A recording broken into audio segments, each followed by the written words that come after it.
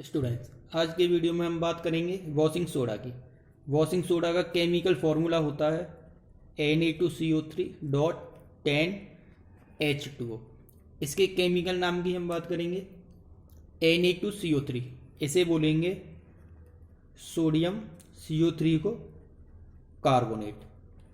10 का मतलब डेका, H2O को बोलते हैं हाइड्रेट। ये होता है वॉशिंग सोडा का chemical name, sodium carbonate Deka hydrate. Washing soda में से अगर हम वाटर के मॉलिक्यूल्स को अलग कर देते हैं, क्या बचेगा? Na2CO3। जब वाटर के मॉलिक्यूल क्या हो जाएंगे? सेपरेट। तब इस Na2CO3 को हम बोलेंगे सिर्फ सोडियम कार्बोनेट। इसे हम पहले क्या बोलते थे? Washing soda. Water molecule remove हो जाने पर Na2CO3 बचेगा, जिसे हम क्या बोलेंगे? Sodium carbonate. इसका दूसरा नाम होता है सोडा एस। अब हम बात करेंगे वॉशिंग सोडा के प्रिपरेशन की। तो वॉशिंग सोडा जो है 3 स्टेप्स में तैयार किया जाता है। तीनों ही स्टेप्स इम्पोर्टेंट हैं बोर्ड एग्जाम के लिए। सबसे फर्स्ट स्टेप में ब्राइन सॉल्यूशन की रिएक्शन हम कराएंगे। ब्राइन सॉल्यूशन की रिएक्शन कराएंगे हम अमोनिया और कार्बन डाइऑक्साइड गैस से। ब्राइन सॉल्यूशन आप जानते हैं NaCl प्लस H2O को बोलते हैं। NaCl प्लस H2O को रिएक्शन किससे कराएंगे? अमोनिया से और कार्बन डाइऑक्साइड से। 2 प्रोडक्ट फॉर्म होंगे, NaHCO3 और NH4Cl। NaHCO3 को हम बोलेंगे सोडियम बाई कार्बोनेट। NH4Cl को हम बोलेंगे अमोनियम क्लोराइड। अमोनियम क्लोराइड एक सॉल्युबल प्रोडक्ट है, सोडियम बाइकार्बोनेट एक इनसॉल्युबल प्रोडक्ट है। इसीलिए हम फिल्ट्रेशन प्रोसेस से सोडियम बाइकार्बोनेट को अलग करते हैं। कौन सी प्रोसेस से? फिल्ट्रेशन से। हमारे पास क्या बचेगा फिल्ट्रेशन प्रोसेस के बाद? Sodium bicarbonate. इस सोडियम बाइकार्बोनेट को हम क्या करेंगे? हीट। डेल्टा का साइन शो करेगा हीट को। तो ये sodium bicarbonate, sodium carbonate, carbon dioxide और वाटर, इनमें डिकम्पोज हो जाएगा। सोडियम कार्बोनेट को क्या बोलते हैं हम? सोडा एस भी कहते हैं। थर्ड स्टेप में हम इस सोडा एस को वाटर में डिजोल्व करेंगे। क्या करेंगे? इसे वाटर में डिजोल्व। वाटर में डिजोल्व करने के बाद क्रिस्टलाइजेशन प्रोसेस हम करेंगे, जिससे वॉशिंग सोडा के हमें क्रिस्टल्स मिल जाएंगे। तो वॉशिंग सोडा इस तरीके से 3 स्टेप में बनाया जाता है। पहली स्टेप ब्राइन सॉल्यूशन की अमोनिया कार्बन डाइऑक्साइड से रिएक्शन, उसके बाद फिल्ट्रेशन से इसे हम सेपरेट करेंगे। सेकंड स्टेप में हीट करते हैं, सोडा एस मिलता है। थर्ड स्टेप में सोडा एस को वाटर में डिजोल्व करके कौन सी प्रोसेस अप्लाई करते हैं? क्रिस्टलाइजेशन, जिससे हमें वॉशिंग सोडा के क्रिस्टल्स मिल जाते हैं। अब हम बात करेंगे वॉशिंग सोडा की प्रॉपर्टीज की। वॉशिंग सोडा की टोटल हम 4 प्रॉपर्टी पढ़ेंगे। सबसे पहली प्रॉपर्टी होती है कि वॉशिंग सोडा एक ट्रांसपेरेंट क्रिस्टलाइन सॉलिड है। सेकंड प्रॉपर्टी जो इम्पोर्टेंट है कि वॉशिंग सोडा जो है वाटर में सॉल्युबल हो जाता है। थर्ड प्रॉपर्टी है इसके नेचर के बारे में कि वॉशिंग सोडा का नेचर एसिडिक होगा या बेसिक। तो मैंने आपको बताया था जितने भी कार्बोनेट कंपाउंड होते हैं नेचर में कैसे होते हैं? बेसिक, जिसकी वजह से ये रेड लिटमस को किस में कन्वर्ट कर देंगे? ब्लू में। फोर्थ प्रॉपर्टी इसे हम वॉशिंग सोडा क्यों कहते हैं? क्योंकि ये कपड़े साफ करने के काम में आता है। तो फोर्थ हो गई इसके डिटर्जेंट प्रॉपर्टी। डिटर्जेंट का मतलब वॉशिंग सोडा को हम कपड़े साफ करने के इस्तेमाल में ले सकते हैं। अब हम पढ़ेंगे बेकिंग सोडा के बारे में। सबसे पहले इसका केमिकल फॉर्मूला ये होता है NaHCO3। इसका केमिकल नेम अभी हम देख चुके हैं क्या होगा, sodium by carbonate. Sodium by carbonate, इसे हम सोडियम हाइड्रोजन कार्बोनेट भी बोल सकते हैं। Sodium hydrogen carbonate. तो अब हम बात करेंगे कि बेकिंग सोडा को तैयार कैसे किया जाता है। तो इससे पहले जब हमने वॉशिंग सोडा प्रिपरेट किया, तो वॉशिंग सोडा की प्रिपरेशन में फर्स्ट स्टेप में हमें सोडियम बाइकार्बोनेट मिलता था। ब्राइन सॉल्यूशन हो गया NaCl और H2O, इनकी रिएक्शन हम अमोनिया और कार्बन डाइऑक्साइड से कराते थे। कितने प्रोडक्ट मिलेंगे? 2, NaHCO3 और NH4Cl। ये कैसा होता था? इनसॉल्युबल। ये कैसा होता था? सॉल्युबल। जिससे कौन सी प्रोसेस से हम सेपरेट करते थे? फिल्ट्रेशन प्रोसेस से इसे हम सेपरेट करेंगे। तो इस तरीके से बेकिंग सोडा तैयार हो जाएगा। अब हम बात करेंगे बेकिंग सोडा की प्रॉपर्टीज की। सबसे first property, baking soda water में कैसा होता है? इनसॉल्युबल इन वाटर, या फिर हम इसे कह सकते हैं sparingly soluble in water. Sparingly का मतलब होता है बहुत कम। बेकिंग सोडा या तो वाटर में सॉल्युबल नहीं होता है, या फिर अगर सॉल्युबल होगा भी तो बहुत कम सॉल्युबल ये होगा। सेकंड प्रॉपर्टी हम पढ़ेंगे इसके नेचर के बारे में। मैंने आपको बताया था कि कार्बोनेट, बाइकार्बोनेट या हाइड्रोक्साइड नेचर में कैसे होते हैं? बेसिक। लेकिन इसका बेसिक नेचर थोड़ा स्पेशल है। वो कैसे? ये बेस तो है, किस टाइप का बेस है?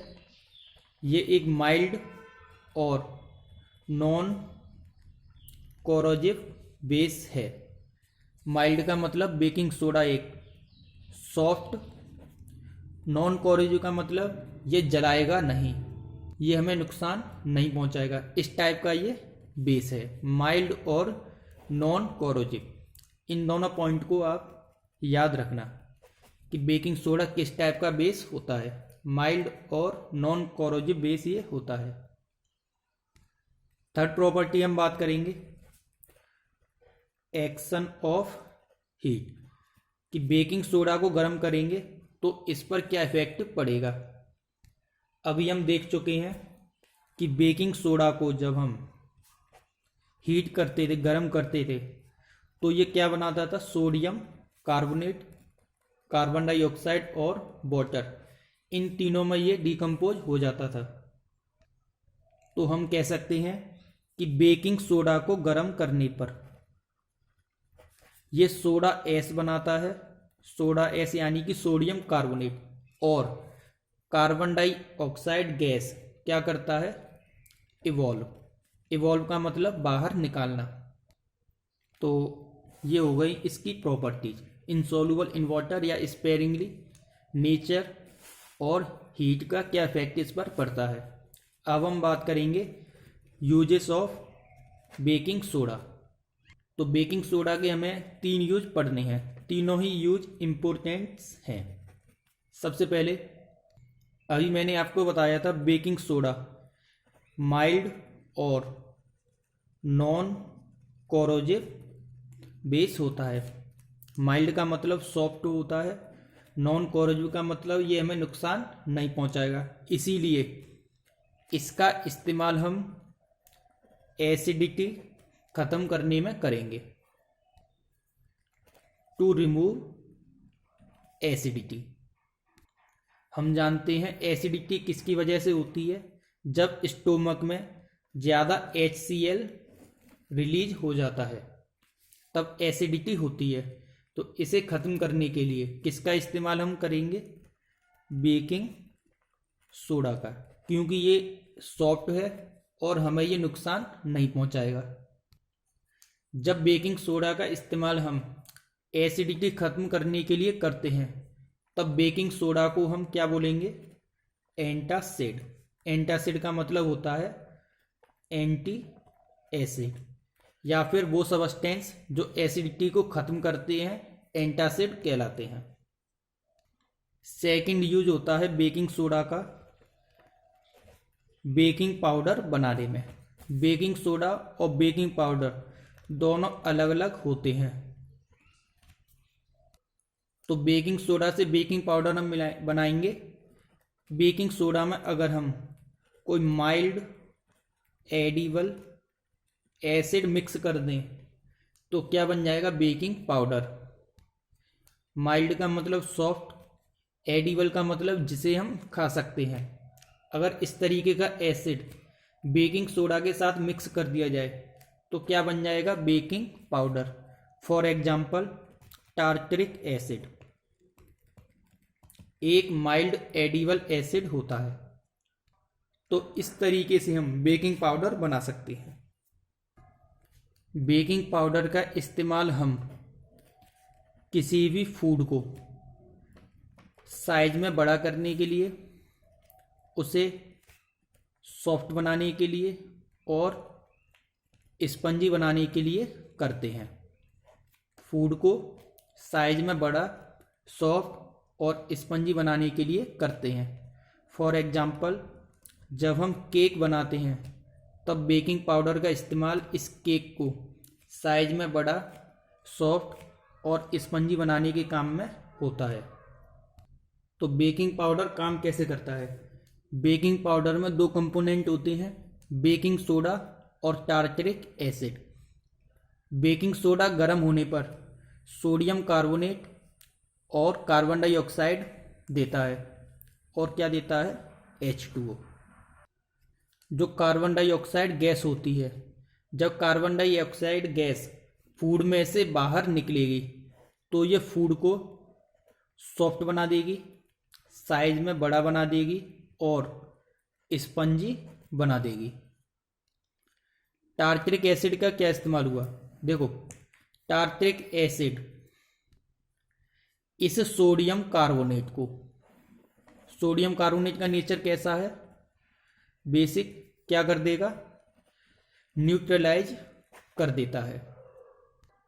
अगर हमने सोडियम कार्बोनेट को न्यूट्रलाइज नहीं किया तो फिर जो फूड है कैसा हो जाएगा, बिटर इन टेस्ट। इस सोडियम कार्बोनेट की वजह से कैसा हो जाएगा फूड, टेस्ट में बिटर, क्योंकि हम जानते हैं बेस का टेस्ट कैसा होता है, बिटर।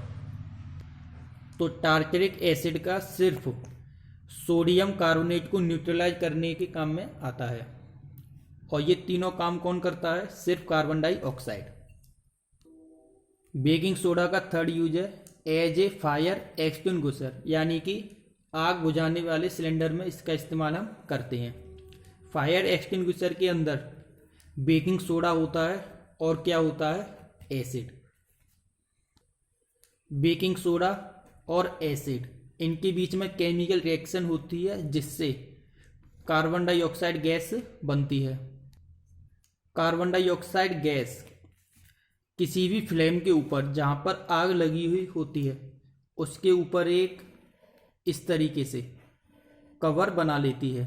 इस फ्लेम को पूरी तरीके से क्या कर लेती है, कवर। जिस कार्बन डाइऑक्साइड गैस इसे कवर कर लेती है, जिससे इस फ्लेम का ऑक्सीजन से कनेक्शन खत्म हो जाता है। इस फ्लेम तक ऑक्सीजन नहीं पहुंचेगी तो ये फ्लेम क्या हो जाएगी, खत्म हो जाएगी। ऑक्सीजन कहाँ से, एटमॉस्फेयर वाली ऑक्सीजन। तो इस तरीके से फायर एक्सटिंग्विशर काम करता है कि जो कार्बन डाइऑक्साइड गैस बाहर निकलती है वो फ्लेम को कवर कर लेती है, जिससे फ्लेम का ऑक्सीजन से कनेक्शन खत्म हो जाता है और आग बुझ जाती है। तो ये हो गए बेकिंग सोडा के 3 यूज।